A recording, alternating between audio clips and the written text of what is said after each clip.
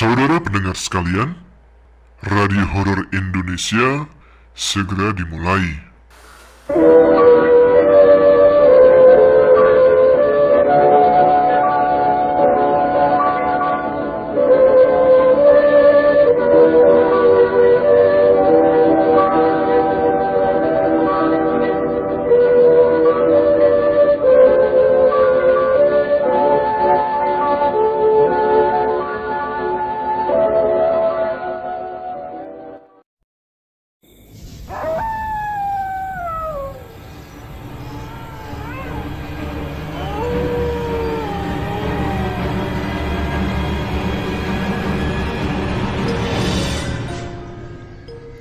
Assalamualaikum warahmatullahi wabarakatuh.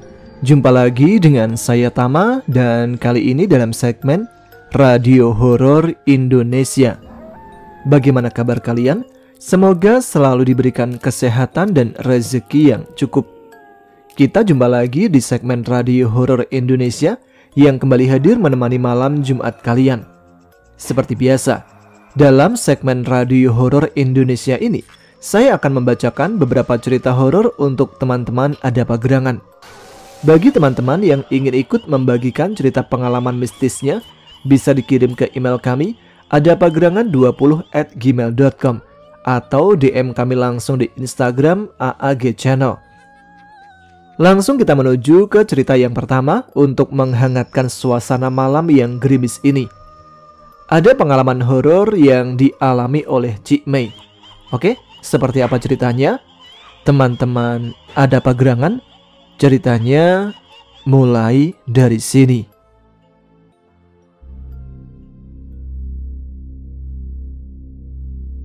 Selama ini aku tidak percaya tentang cerita kebanyakan orang yang katanya pernah melihat hantu.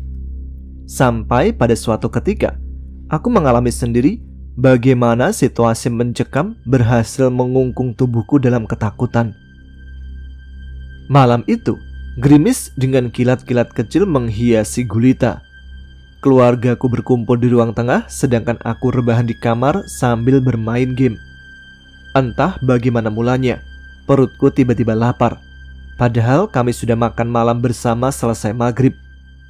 Aku beranjak keluar kamar, menanyakan pada ibu apakah masih ada sisa makanan yang bisa kunikmati. Tapi ibu bilang, jika kebetulan tidak ada apa-apa lagi. Bahkan secuil kerupuk pun tidak ada di rak penyimpanan. Aku kembali masuk ke kamar, memegangi perutku yang terasa nyeri karena kelaparan. Ku tengok jam di dinding sudah menunjuk angka 9.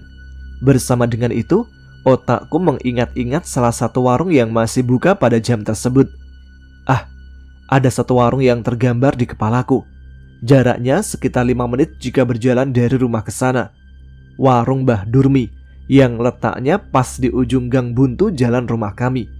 Kini menjadi sasaran tujuanku karena biasanya buka sampai tengah malam. Kebetulan rumah kami terletak di gang yang hanya bisa dilewati sepeda motor. Jika berpapasan salah satu kendaraan roda 2 itu harus mengalah agar yang satunya bisa lolos melewati jalan setapak ini. Tanpa banyak pikir lagi, aku keluar kamar, memberitahu keluarga seadanya jika aku akan pergi ke warung untuk sekedar membeli roti atau cemilan apapun. Barangkali ada yang mau nitip. Mbak Neni udah tutup kalau jam 9, dek. Apalagi gerimis begini, pasti cepet tutupnya. Ibu menebak sekaligus memberitahuku. Mbak Neni, pemilik warung di sebelah rumah kami. Mau ke warung Mbah Dur, Bu? Ibu hanya mengangguk, kemudian memberiku selembar uang untuk membeli sesuatu. Setelah mendapat izin dan beberapa titipan, aku keluar dari pintu rumah. Seketika, terpaan angin bercampur bulir air mengenai tubuh. Dingin sekali. Ku peluk diri sendiri yang sudah berbalut hoodie dengan bersedekap, lalu berjalan hati-hati menyusuri gang. Sesekali, kakiku berkecipak di jalan berlubang yang tergenang air, membuat dingin semakin menjadi-jadi menyusup ke pori-pori kulit kaki. Ku segerakan langkah kaki agar lekas sampai di warung Mbah Dur. Dari kejauhan, bangunan sederhana berukuran 2x3 meter itu tampak sepi. Di sekelilingnya gelap mendominasi. Maklum, gang buntu ini disebabkan karena di belakang warung Mbah Dur Masih terhampar tanah perkebunan milik warga yang masih asri. Tentu pemandangan itu berbeda sekali jika malam-malam begini. "Bah, Tumbas!" Aku berseru dengan sopan, tapi tidak ada sahutan. "Tumbas!" Seruku sekali lagi dan masih tidak ada jawaban. Aku diam sejenak, menengok kanan kiri, mencari tahu kemana kiranya si pemilik warung pergi. Lalu, saat mulut ini hendak bersuara lagi, tiba-tiba dari bawah laci dagangan muncul kepala orang tua dengan rambut tergelung berantakan. Astagfirullah! Aku tersentak mundur selangkah, jantung rasanya teratapan tidak karuan. Wanita berusia senja itu bangkit dari duduk di lantai, seraya memegangi pinggangnya dengan susah payah. "Beli apa?" tanya beliau. Aku yang baru menyadari bahwa si pemilik kepala adalah Bahdur, kini mendekat lagi pada jendela warung, mengambil roti dan beberapa cemilan. Tak lupa juga membeli pesanan ibu. Sesuai permintaan, Bahdurmi melayani. Setelah membayar dan menerima kembalian, aku segera melesat pergi dari sana. Tidak jadi tahan lapar malam ini. Langkahku tetap hati-hati. Sesekali bibirku berbentuk kerucut dan bersiul ringan untuk mengusir sepi. Saat siulanku berhenti, tiba-tiba dari belakangku terdengar seseorang juga bersiul. Nadanya persis sekali dengan yang kubuat barusan.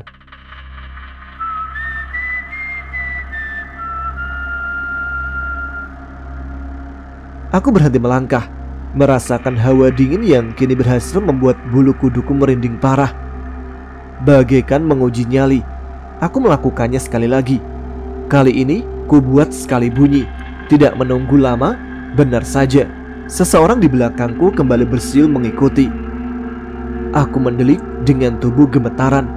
Siapakah seseorang di belakang sana? Tubuhku seolah membatu, hanya mampu bernafas dalam diam dengan jantung yang berdegup kencang. Kini diserbu rasa penasaran dan ketakutan yang mengancam. Kepalaku seakan-akan dipaksa menoleh ke belakang. Aku benar-benar menyaksikan dengan mata kepala sendiri. Jarak kami hanya 1 meter saat makhluk mengerikan yang terbungkus kain kafan dengan kepala mengeluarkan cairan merah darah itu berdiri di hadapanku dan kembali bersiul menirukan.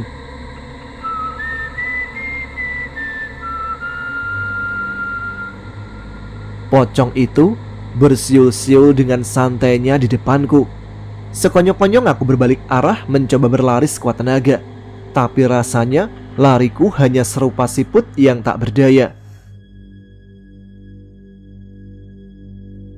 Sepertinya aku pingsan, karena ketika aku terbangun di pangkuan ibu setelah bau minyak angin bapak menyerbu indera penciumanku. Wajah-wajah khawatir dari keluargaku berangsur sirna setelah mendengarku bersuara. Di mana aku? Pertanyaan lumrah setelah seseorang baru saja sadar dari pingsannya. Di rumah, Dek. Kamu kenapa bisa pingsan di depan rumah Bu Heni? Ibu bertanya penasaran. Dari cerita keluarga, aku dibawa pulang oleh seorang tetangga yang menemukanku tidak sadarkan diri di jalan setapak tempat tinggal kami. Setelah kesadaranku mulai pulih, aku mencoba menjabarkan pada keluarga bahwa saat pulang dari warung Bahdur, aku bersiul untuk mengurangi sepi. Lalu siulanku ada yang mengikuti. Setelah ku tengok, ternyata si penirunya adalah sosok pocong dengan kepala nyaris terbelah yang mengeluarkan cairan merah darah melumuri bagian atas kain kafannya. Keluargaku tercengang mendengar ceritaku.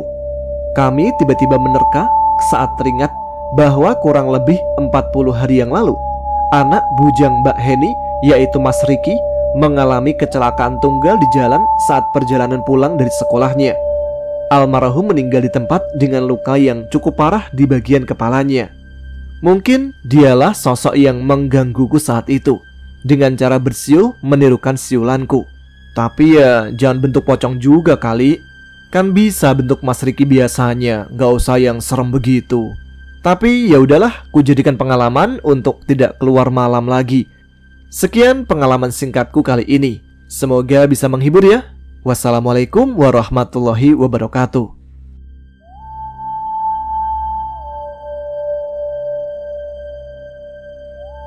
Itu dia cerita pertama untuk malam ini. Serem juga ya. Lagi enak-enak jalan, ditampakin pocong. Bisa siul lagi pocongnya. Di luar nalar emang. Teman-teman yang pernah mengalami kejadian yang hampir sama mungkin bisa curhat di kolom komentar ya. Nah, untuk cerita yang kedua ini ada cerita pengalaman dari Mbak Sinta ketika hamil. Dia selalu bermimpi tentang sosok anak kecil yang berwujud aneh, yaitu mempunyai tubuh ular dan mengaku sebagai adik iparnya. Apa yang sebenarnya terjadi? Kita simak saja ceritanya. Teman-teman, ada apa gerangan? Ceritanya mulai dari sini.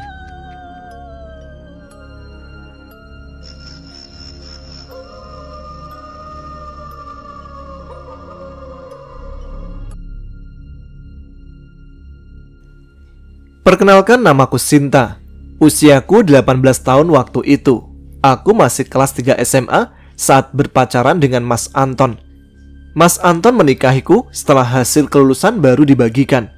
Ya, 1 minggu setelah itu aku menikah dengan Mas Anton ketika usiaku tepat baru menginjak 19 tahun. Tapi aku rasa itu tak jadi masalah. Meski aku menikah muda, toh Mas Anton adalah pekerja keras. Orang tua Mas Anton memiliki sebuah usaha yang cukup maju. Pernikahan itu adalah puncak dari sekian bukti cinta Mas Anton kepadaku. Tak bisa lagi kugambarkan betapa dia adalah lelaki idaman.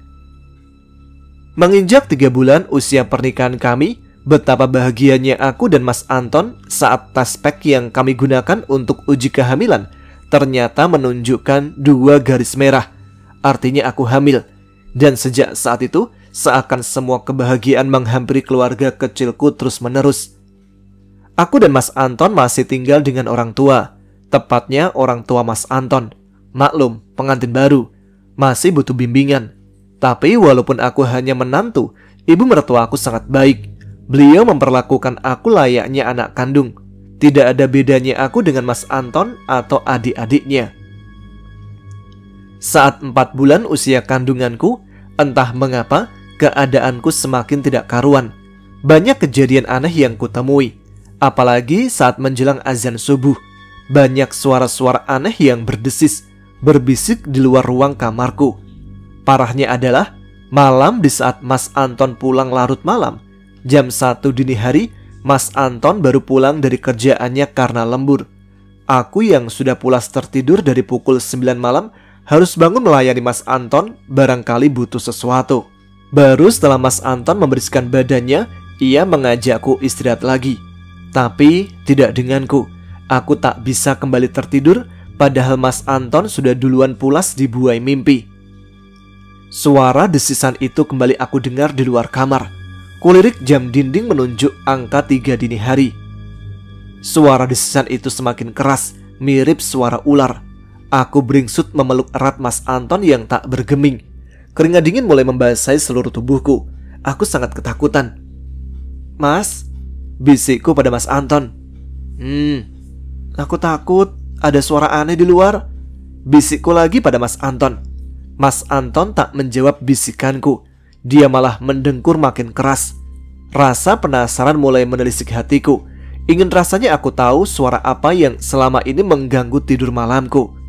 Segenap keberanian kukumpulkan. Aku menyibak selimut yang membalut tubuhku, beranjak dari tempat tidur dan menghampiri pintu. Aku bukan ingin keluar kamar, melainkan hanya ingin mengintip dari lubang kunci pintu kamarku. Siapa tahu dengan aku mengintip dari lubang kunci itu, aku akan segera mendapatkan jawaban untuk semua ketakutanku selama ini. Bismillah, jikapun aku pingsan, aku masih di kamar bersama suamiku. Ku atur nafas berkali-kali mencoba rileks. 1, 2, 3. Aku membungkuk. Aku benar-benar meneliti keadaan di luar kamar lewat lubang kunci pintu kamarku. Namun, tak ada apapun. Jantungku yang tadinya berdegup kencang kini mulai stabil. Kusudahi rasa penasaranku setelah tidak ada apapun yang kurasa aneh. Aku berbalik membelakangi pintu kamar untuk kembali ke atas tempat tidur bersama Mas Anton. Tapi tiba-tiba pintu kamarku seperti ditendang seseorang. Seketika itu aku langsung meloncat ke atas ranjang dan memeluk erat tubuh Mas Anton. Malam itu kulanjutkan tidurku Dan ternyata dalam tidurku aku bermimpi. Sebuah mobil hitam menghadang langkahku. Aku menoleh ke arah kaca pintu mobil tersebut. "Ada apa?" tanyaku. Namun tidak ada jawaban. "Siapa di dalam?" tanyaku lagi. Kemudian seorang anak kecil menurunkan kaca pintu mobil tersebut. "Ini aku, anak," ucap anak dalam mobil tersebut. "Anak siapa?" "Aku anaknya Marfuah," ucap anak itu. Aku tertegun. Marfuah adalah nama mertuaku, sedangkan aku tak pernah melihat adik Mas Anton yang memiliki wajah sepertinya. "Keluarlah," pintaku. "Tidak, aku tidak akan keluar sebelum kamu mengizinkan aku untuk tinggal bersamamu," tukas anak itu. "Iya, tapi jangan sekarang. Aku bilang Mas Anton dulu," jawabku. Anak itu membuka pintu mobilnya dan sebagian tubuhnya bisa aku lihat. Astagfirullah, betapa kagetnya aku saat sebagian tubuh anak itu tidak berbentuk manusia, melainkan hewan. "Sayang, bangun yang," seseorang memanggilku. Tubuhku seakan diguncang berkali-kali sebelum aku terbangun dari mimpi yang baru saja ku alami. "Astagfirullah," ucapku. "Kenapa? Kamu mimpi buruk ya?" tanya Mas Anton sembari mengusap peluh yang membasahi dahiku. "Iya Mas," jawabku singkat. Mas Anton memberiku segelas air dan aku langsung meminumnya.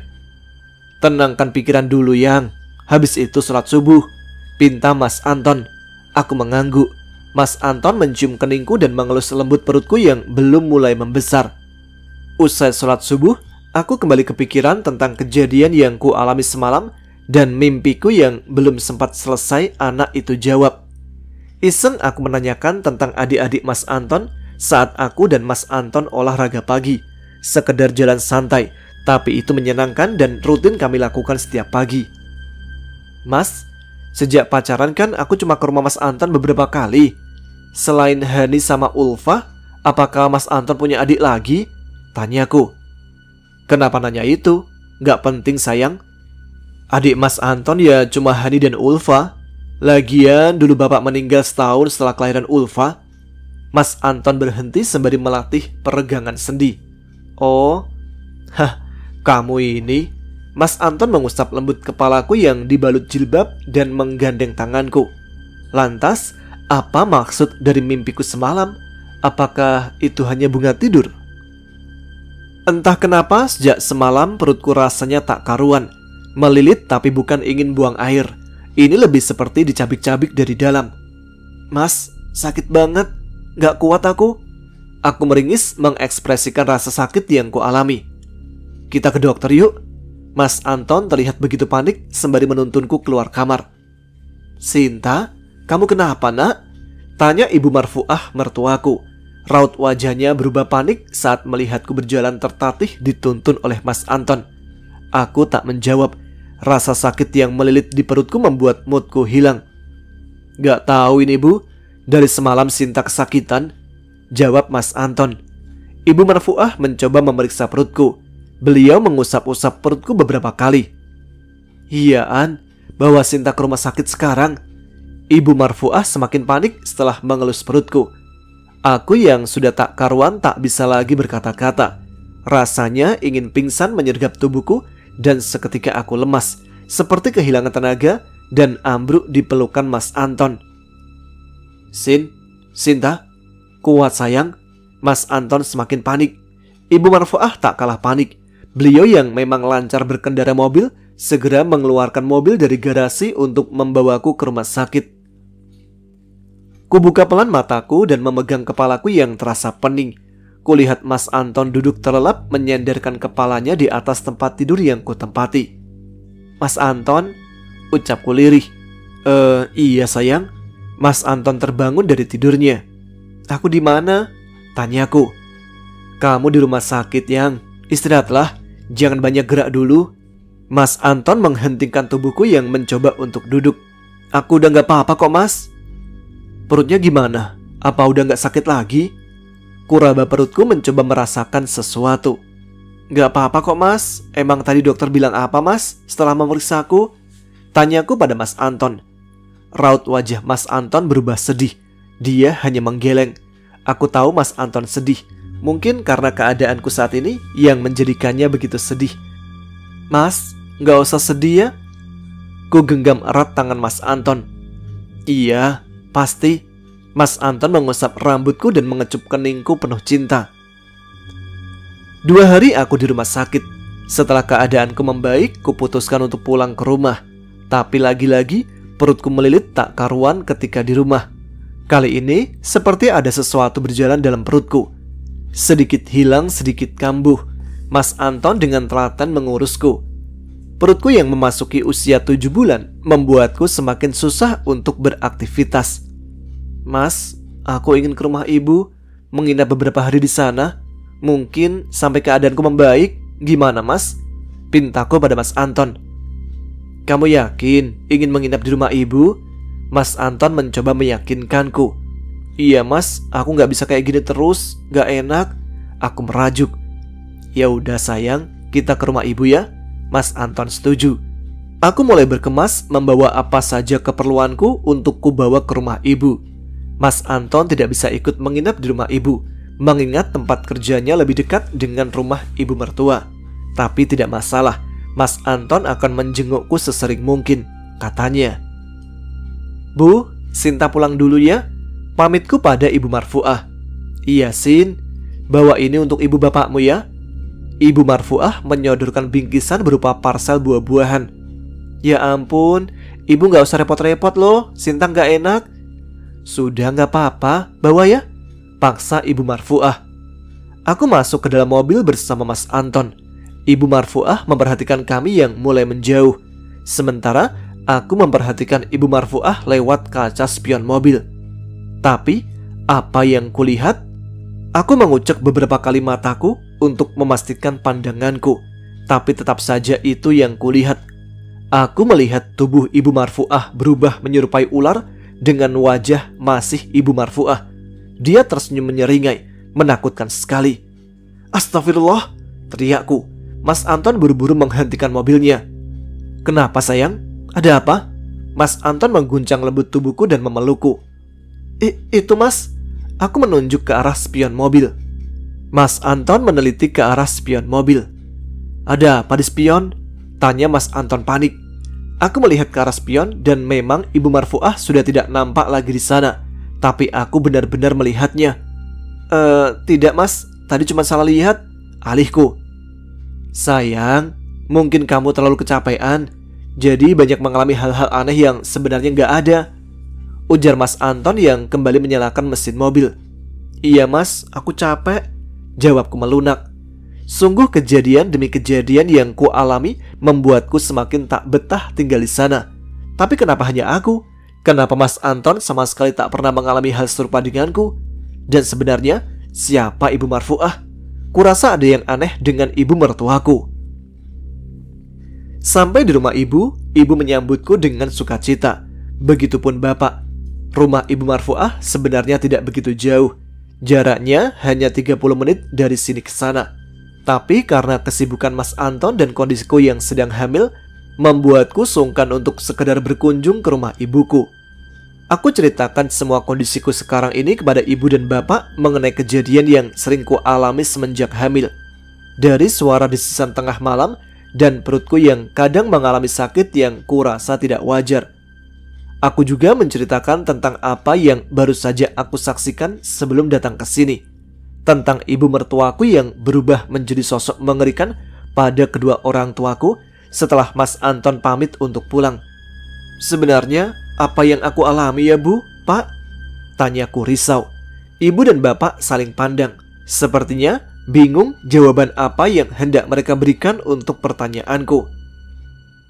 Begini Sin, besok ibu sama bapak coba pergi ke Kiai Hasan. Siapa tahu beliau bisa memberikan jawaban tentang apa yang terjadi dengan kamu. Bagaimana bu? Bapak menatapku, kemudian meminta persetujuan pada ibu. Iya, ibu setuju pak, jawab ibu. Tiba-tiba perutku kembali melilit, seperti ada yang berjalan melingkar dalam perutku. Aku mendengar bunyi seperti dalam perutku. Astagfirullah bu, sakit. Aku berteriak mengekspresikan rasa sakitku. Ibu dan bapak seketika panik dengan keadaanku. Sementara ibu mengelus perutku. Bapak mengambil air hangat untuk mengompres perutku.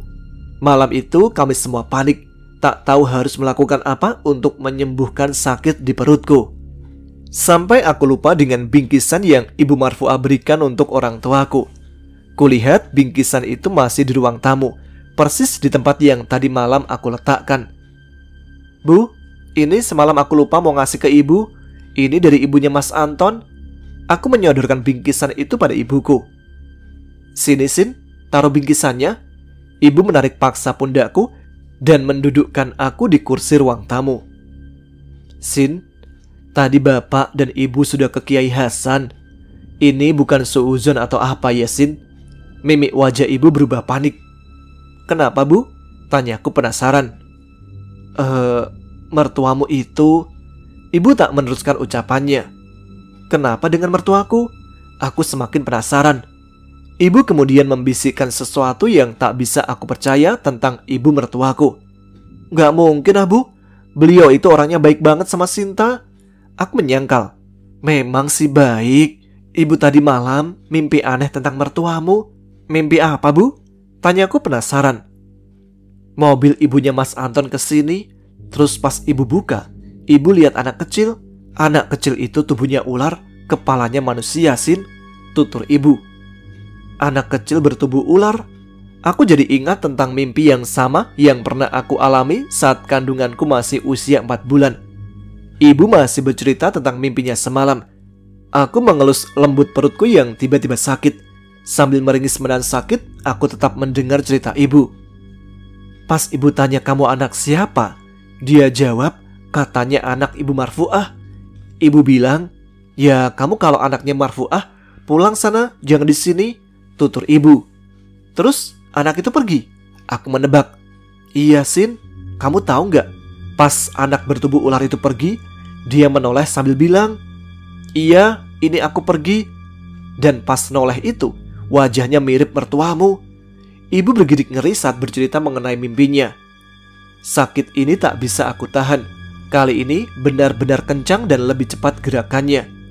"Bu, Sinta nggak kuat ini. Sakit."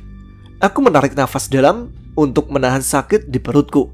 Tidak membuang banyak waktu, ibu segera memanggil bapak dan membawaku ke rumah sakit. Sampai di rumah sakit, perawat menanyai tentang usia kandunganku, dan dokter langsung memeriksaku. Perutku di USG guna memeriksa janin yang ada dalam rahimku. "Sudah pernah USG belum, Bu?" tanya dokter Putri dengan ramah. "Belum, Dok," aku menggeleng.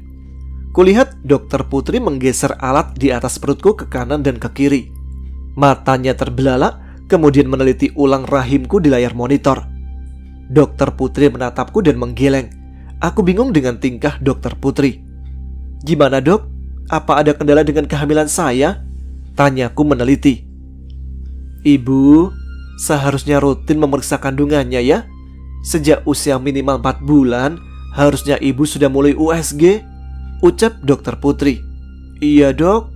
Lalu gimana keadaan bayi saya?" tanyaku. Ibu dan bapak masuk ke dalam ruangan setelah diizinkan oleh perawat untuk menemaniku. "Saya jelaskan ya, Bu, Bapak," ucap dokter Putri. "Kehamilan yang Ibu Sinta jalani sebenarnya tidak hanya Ibu Sinta yang mengalami. Ini disebut hamil kosong. Tidak ada janin yang tumbuh di rahim ibu," jelas dokter Putri. Aku histeris mendengar pernyataan dari dokter Putri. Bapak dan ibu mencoba menenangkanku. Sungguh tak bisa kubayangkan aku kehilangan bayi dalam kandunganku. 1 minggu sudah, keadaanku semakin parah. Mas Anton mengambil cuti dari pekerjaannya untuk mengurusku di rumah ibu. Saat aku mengatakan tentang kehamilan kosongku pada Mas Anton, ternyata dia sudah lebih dulu tahu saat aku dibawa ke rumah sakit waktu itu. Mengenai kondisiku yang tak kunjung membaik, dengan kesepakatan Mas Anton dan Bapak membawaku ke rumah Kiai Hasan. Rasanya aku mulai putus asa dengan keadaanku yang tak kunjung sembuh. 1 jam perjalanan, kami sekeluarga tiba di rumah Kiai Hasan. Tanpa basa-basi, Bapak segera mengatakan maksud dari kedatangan kami pada Kiai Hasan, yaitu untuk mengobati penyakit yang kualami. "Begini, Nak Sinta, Nak Anton, Kalian kan niat datang ke sini karena ingin sembuh kan? Kalau Bapak nasihati, mau nurut tidak? Tanya Kiai Hasan. Aku dan Mas Anton pun kompak mengangguk. Jadi begini, maaf ya Mas Anton, ucap Kiai Hasan sebelum meneruskan pembicaraannya. Apakah Mas Anton tahu kalau ibu Mas Anton punya peliharaan? Tanya Kiai Hasan. Mas Anton menoleh ke arahku kemudian menggeleng. Jadi, kalau Nak Anton ingin Nak Sinta sembuh, saran saya kalian pindah dari rumah Ibu Marfuah atau Ibu Mas Anton, ucap Kiai Hasan. Iya Kiai, insya Allah saya manut, tegas Mas Anton pada Kiai Hasan.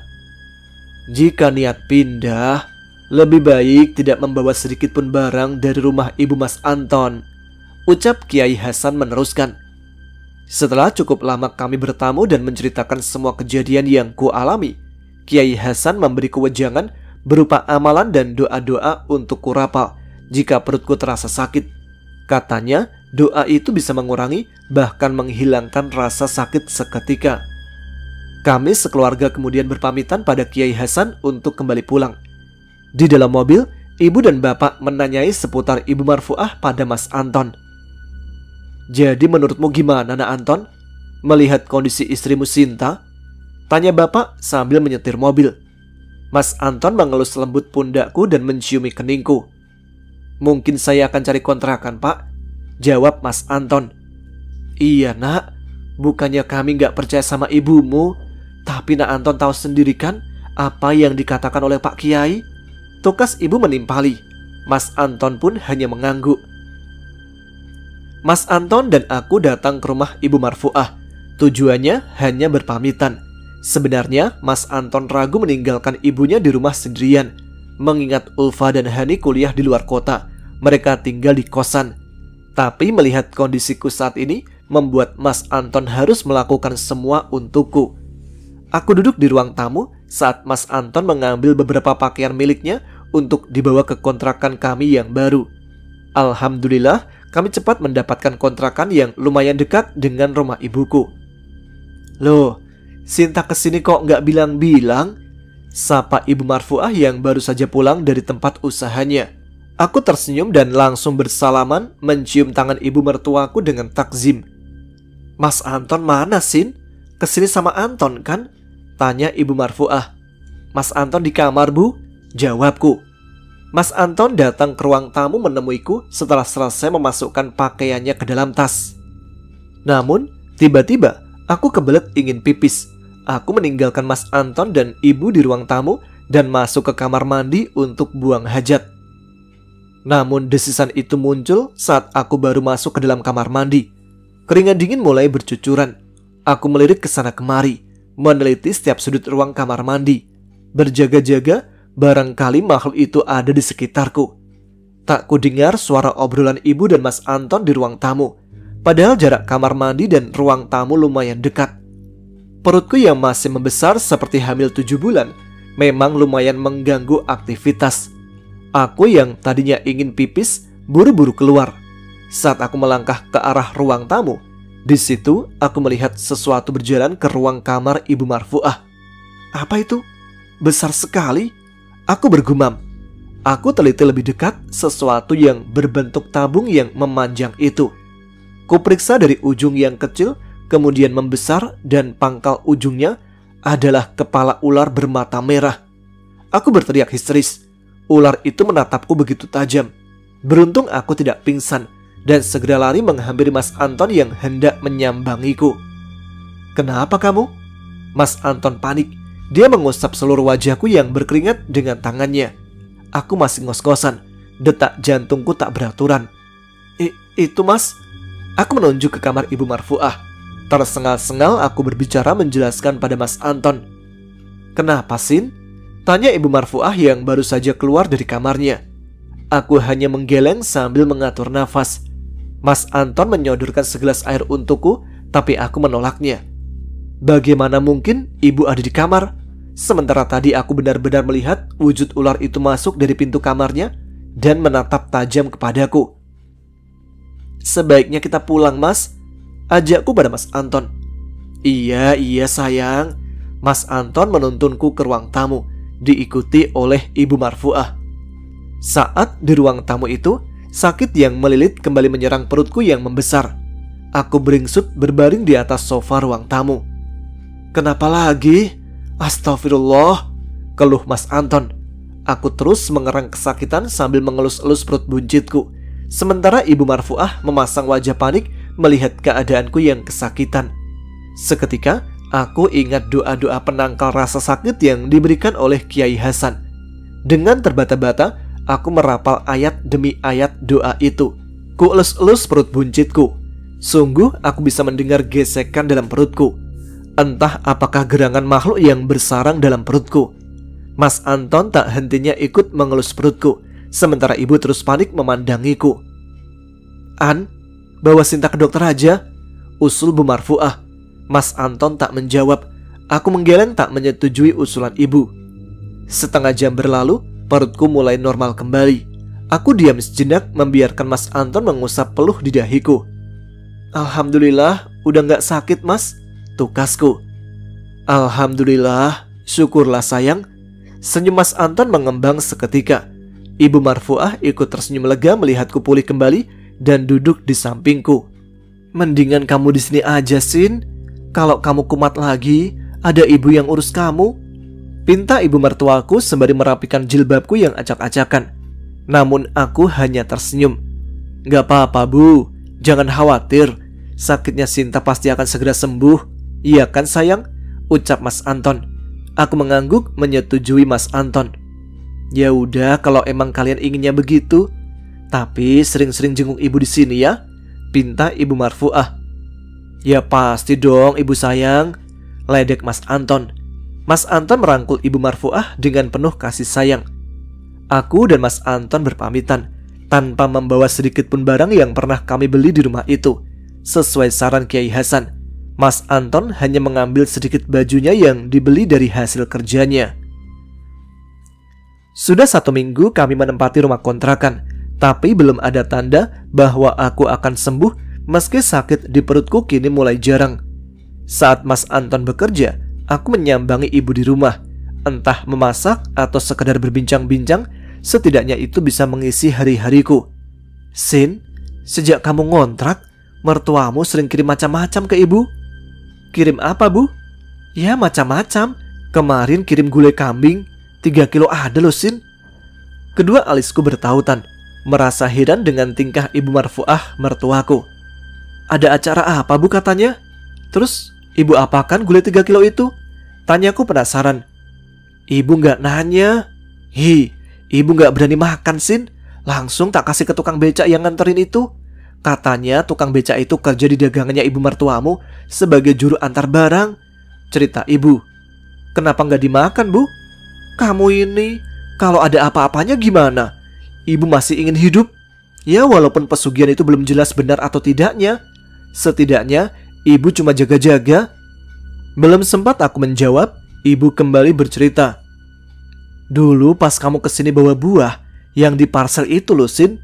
Aku mencoba mengingat hal yang diceritakan ibu, tapi aku tidak mengingatnya. Ya pokoknya dulu itulah. Buahnya busuk, gak jadi ibu makan, langsung ibu buang. Kalau sampai dimakan, bisa-bisa ibu jadi tumbal. Ibu bergidik ngeri. Ya, aku baru ingat dengan parcel dari Ibu Marfuah saat aku pertama pulang karena sakit perutku yang tak kunjung sembuh. Ibu percaya kalau mertuaku punya pesugihan? Tanyaku penasaran. Ya percaya gak percaya. Lah kamu gimana? Masih sering sakit gak perutnya? Tanya ibu mengalihkan pembicaraan sembari mengelus perut buncitku. Aku hanya menggeleng. Aku pas pamitan lihat ular gede banget bu di kamar Bu Marfuah, ceritaku. Tuh, berarti benar apa kata Kiai Hasan, mertuamu itu muja. Jangan-jangan anakmu jadi tumbal Sin, celetuk ibu. Hah? Enggak bu, jangan percaya begituan lah. Toh dokter Putri udah bilang aku mengalami kandungan kosong. Aku menyangkal. Kamu kalau dikasih tahu orang tua ngeyelan. Ibu sedikit kesal. Aku berbaring di sofa ruang tengah sambil menonton TV. Seperti biasa, hari ini jadwalnya Mas Anton lembur, pulang jam 1 malam. Tapi aku sudah tidak khawatir dengan apapun sejak tinggal di kontrakan ini. Cukup nyaman menurutku. Memang keadaan perutku masih membesar, tapi aku sudah terbiasa. Hanya bisa berharap sakit yang terkadang muncul lekas hilang. Sin, ibu titip anak ke kamu. Kenapa kamu tolak? Sapa Ibu Marfuah tiba-tiba. Anak yang mana, Bu? Tanyaku bingung seraya bangun dari posisi tidurku. Itu yang di perutmu? Ibu Marfuah menunjuk-nunjuk perutku. Tiba-tiba ibu mendekat dan langsung meremas-remas perutku dengan kasar sampai aku menjerit kesakitan. Ibu Marfuah menatapku tajam. Bola matanya melotot memandangku. Dia terus meremas-remas perutku sampai daster yang aku pakai sedikit koyak. Aku terjerembab jatuh ke lantai. Terasa sangat nyeri pada kemaluanku saat tiba-tiba seperti ada sesuatu yang hendak keluar. Aku pun menjerit sekuat tenaga. Sakit yang tak bisa kukendalikan. Rasanya ingin berteriak sekuat tenaga, tapi entah kenapa nafasku tersendat begitu sesak. Hewan melata hitam pekat sebesar lengan orang dewasa keluar dari kemaluanku. Sementara Ibu Marfuah hanya diam menyaksikan aku yang tengah sekarat. Ya Allah, apa itu? Aku menggumam sendiri dan peluhku bercucuran.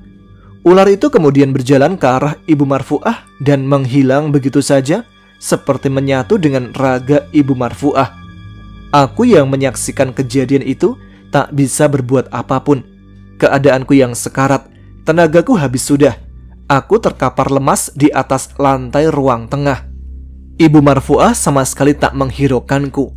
Wajahnya menyeringai menyeramkan sekali. Aku tak pernah melihat beliau semenyeramkan seperti ini sebelumnya. Dia pergi tanpa berpamitan, melewati ruang tamu, meninggalkan aku yang terkulai lemah di atas lantai. Sayang, bangun. Kenapa tidur di lantai? Samar-samar suara seseorang membangunkanku. Tubuhku dibopong ke atas sofa. Aku mencoba membuka mataku perlahan dan melihat Mas Anton merapikan dasterku. Aku spontan memeluk Mas Anton dan air mata menyembul dari sudut mataku. Ternyata aku bermimpi. Mimpi yang terlihat nyata. Tapi mustahil jika Ibu Marfuah kesini. Toh beliau belum tahu tempat kontrakanku. Mas Anton mendekap tubuhku. Jantungku berdegup kencang antara takut dan lega karena kedatangan Mas Anton. Kurasakan deru nafasnya, bau keringat tubuhnya. Tapi aku lega Mas Anton kembali di tengah ketakutanku. Dia meraba perutku yang terlihat aneh. Aku pun meneliti perutku seketika. Sayang, perutmu udah gak buncit lagi? Sejak kapan? Mas Anton memberondong pertanyaan. Ini aku gak tahu, Mas. Jawabku bingung. Aku menggeleng dan tersenyum bangga. Ada perasaan bahagia yang kurasakan. Sayang, ini lihat. Pinta Mas Anton girang sembari mengelus berulang kali perutku yang kini kempes. Benarkah aku mimpi? Mimpi yang aneh jika hal itu benar mimpi. Ragaku benar-benar mengalami semua kejadian demi kejadian dalam mimpi yang kualami.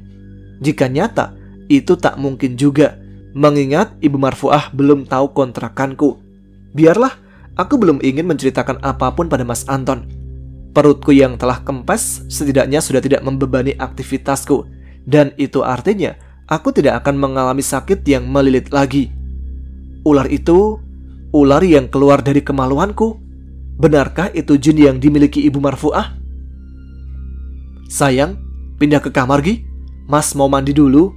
Pinta Mas Anton mengagetkan lamunanku. Aku melangkah ke kamar dan berbaring di atas tempat tidurku. Kulihat Mas Anton selesai mandi dan langsung berbaring di sebelahku, mengelus kembali perutku. Ini beneran udah kempes? Tanya Mas Anton. Iya Mas, mudah-mudahan sih gak kumat lagi. Sesaat kemudian kantuk mulai menyerang. Kulirik Mas Anton sudah terlelap.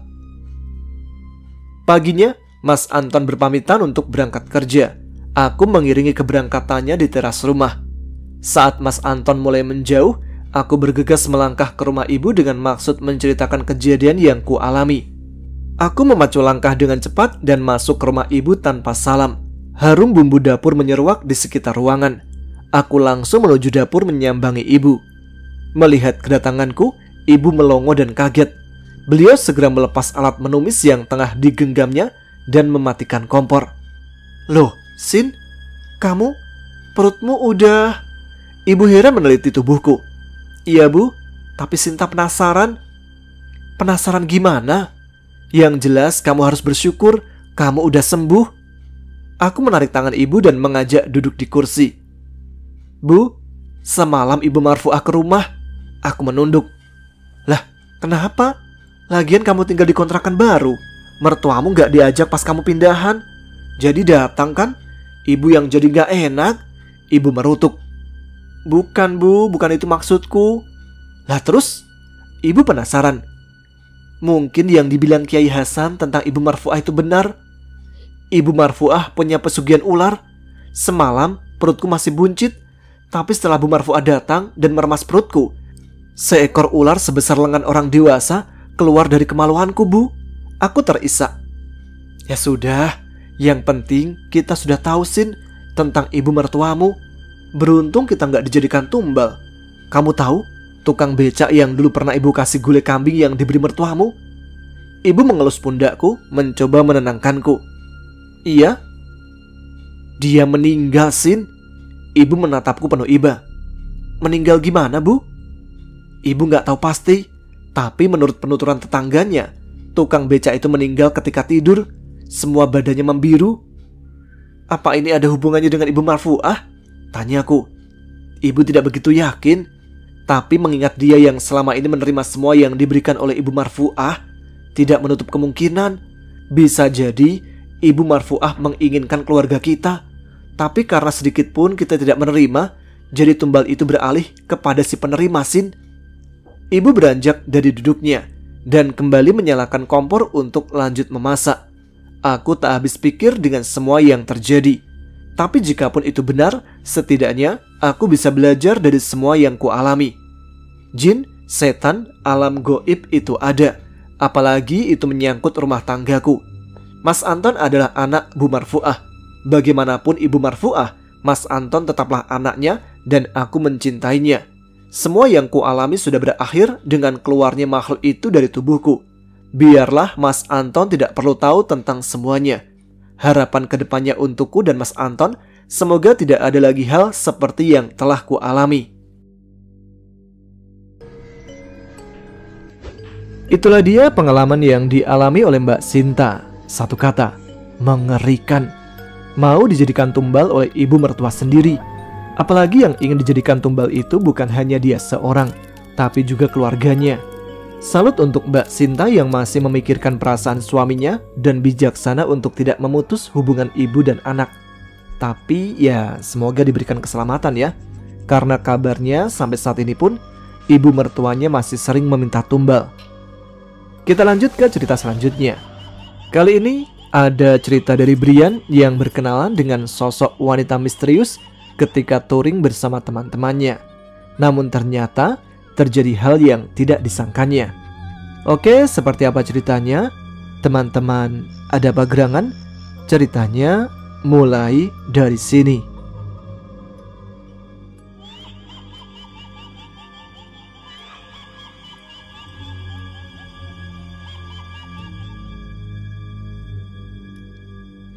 Sore hari di sebuah kafe di tepian Jakarta, tampak sekelompok anak remaja tengah menikmati kopi.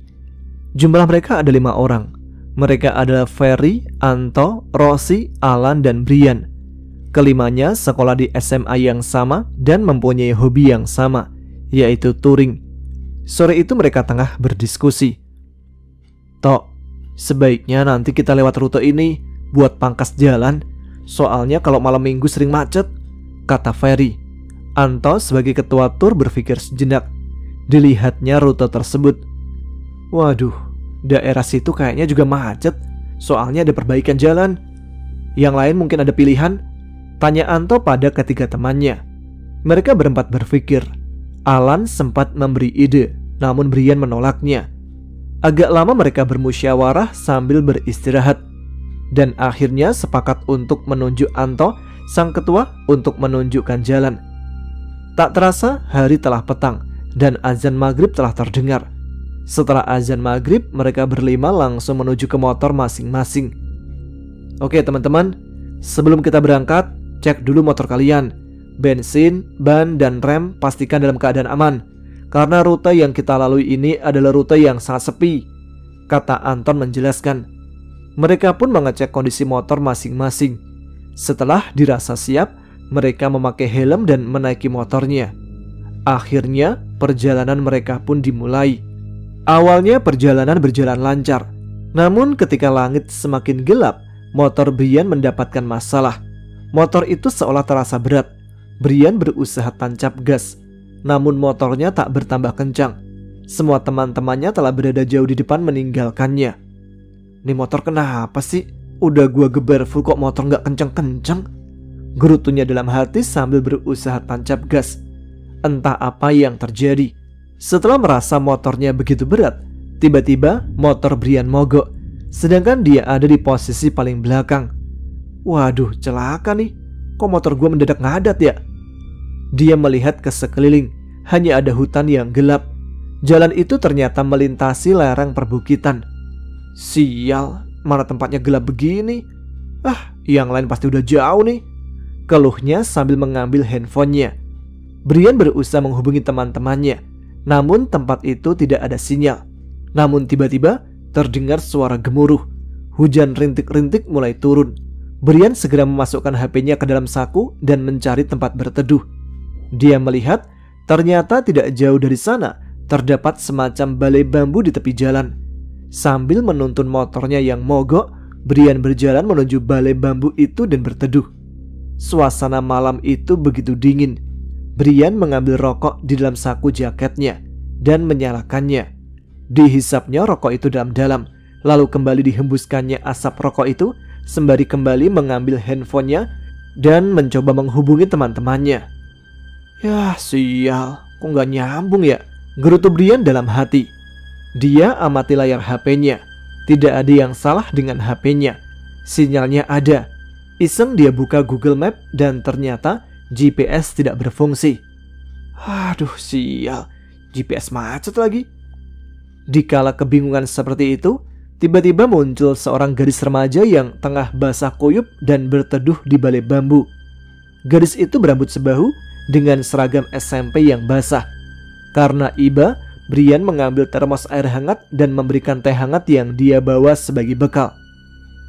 Dek, ini ada teh hangat, kata Brian sambil menyapa gadis itu. Gadis itu menatap ke arah Brian sambil tersenyum.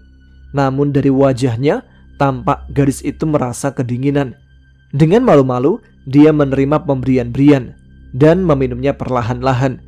Setelah meminum secangkir teh, gadis itu kembali tersenyum. Makasih kak, kebetulan aku haus sekali, kata gadis itu. Sejenak Brian memandangi gadis remaja di depannya. Cantik banget, katanya dalam hati. Malam itu ternyata hujan turun semakin deras. Tampak beberapa kali kilat menyambar. Karena hujan semakin deras, terpaksa Brian dan gadis itu berteduh. Bahkan sebagian percikan air hujan masuk ke dalam balai bambu tersebut. Gadis itu akhirnya duduk merapat di sebelah Brian. Dek, baru pulang sekolah ya? Tanya Brian. Sambil tersenyum, gadis itu mengangguk. Brian memperhatikan jam tangannya, menunjukkan pukul 8 malam. Karena merasa heran, Brian pun kembali bertanya. Dek, kok pulang sekolahnya malam? Apa nggak dicariin ayah sama ibu? Enggak kak, tadi ada ekstrakurikuler, makanya pulang malam. Brian manggut-manggut. Setelah berbasa-basi, Brian akhirnya memberanikan diri untuk berkenalan. Saya Brian, kata Brian sambil menjulurkan tangannya. Saya Anita, balas gadis itu sambil menjabat tangan Brian. Sejenak Brian merasakan tangan Anita begitu dingin. Namun segera dia tepis pikiran karena malam itu sedang hujan deras. Jadi wajar tangannya begitu dingin. Setelah perkenalan itu, Brian dan Anita bercakap-cakap sambil menunggu hujan reda. Sementara itu, di sebuah tempat di dekat puncak, Anto, Ferry, Rosie, dan Alan tengah begitu gundah. Mereka berempat bergantian menghubungi Brian, namun tak ada jawaban. Waduh, kemana nih bocah? Kok dia gak muncul juga sih?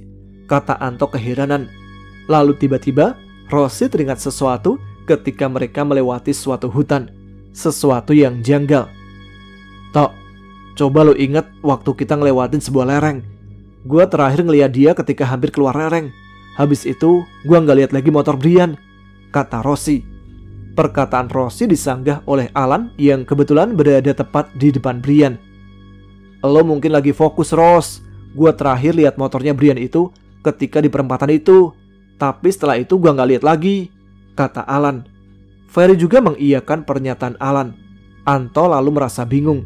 Namun ada sesuatu yang diingat Ferry, sesuatu yang aneh.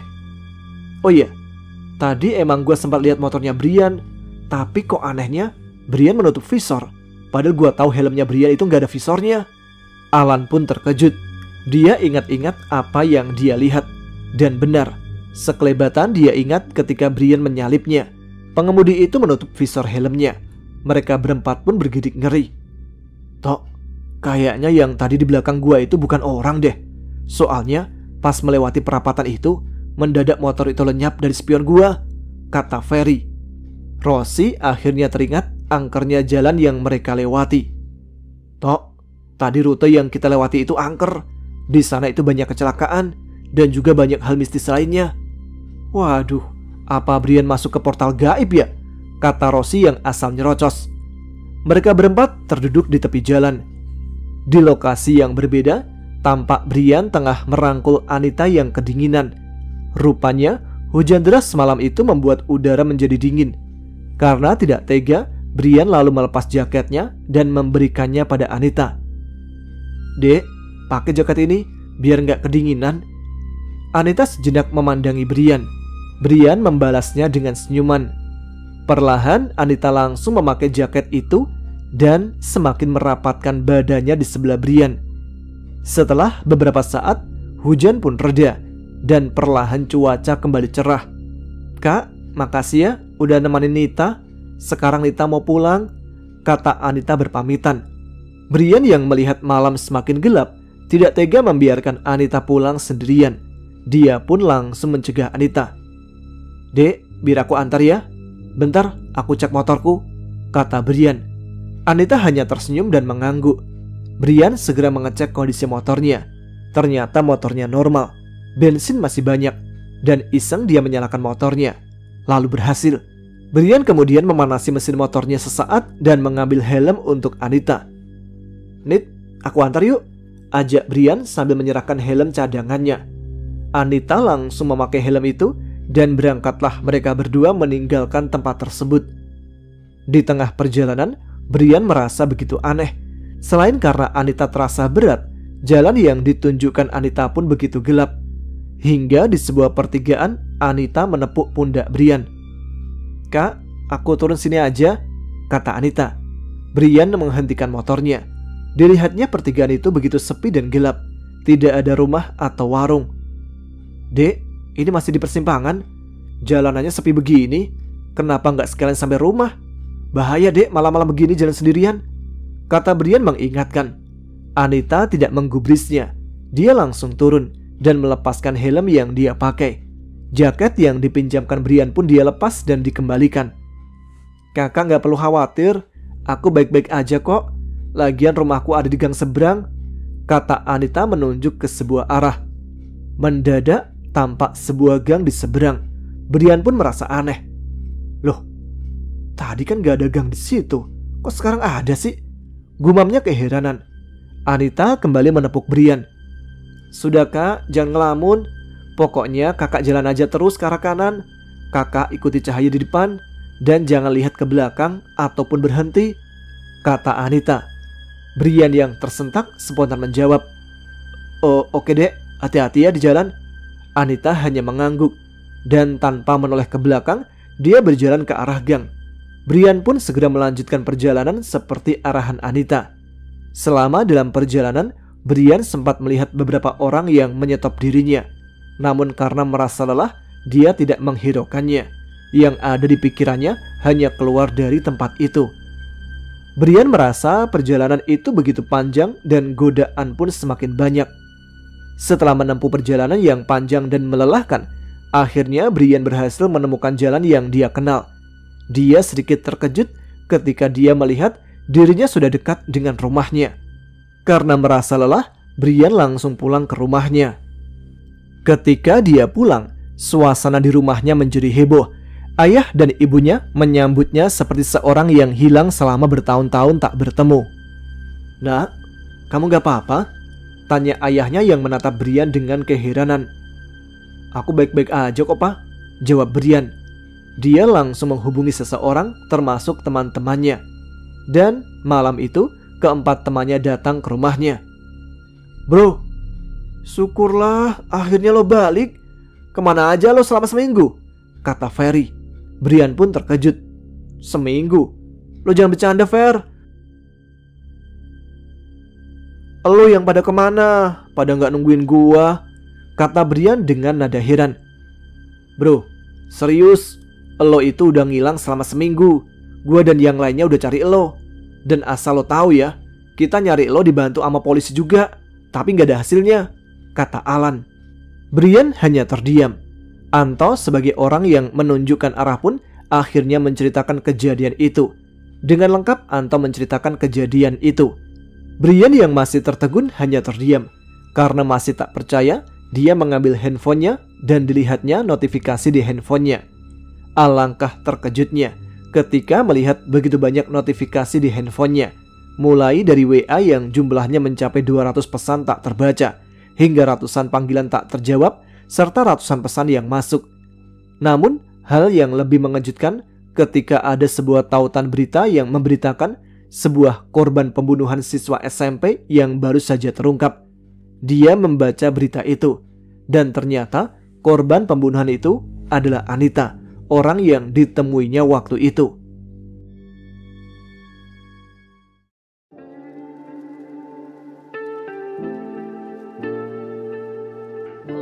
Baiklah, itu dia cerita terakhir untuk malam ini. Cerita yang tidak disangka-sangka ya, tapi mungkin bisa diperjelas lain kali. Misalnya, bagaimana cara wanita itu meninggal atau seperti apa kejadian persisnya, mungkin bisa diceritakan ya.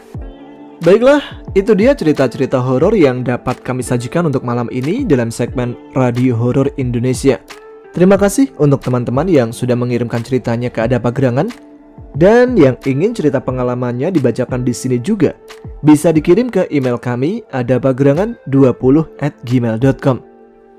Sebelum kita akhiri radio horor malam ini, kita sapa dulu nih teman-teman yang sudah menuliskan komentar di episode RHI FM minggu lalu.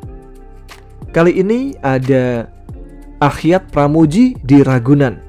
Kemudian ada Asep Saipur Rohman di Sukabumi. Lalu ada Putrianto di Solo. Lalu Zaini Ali yang ada di Kuala Lumpur, Malaysia. Kemudian ada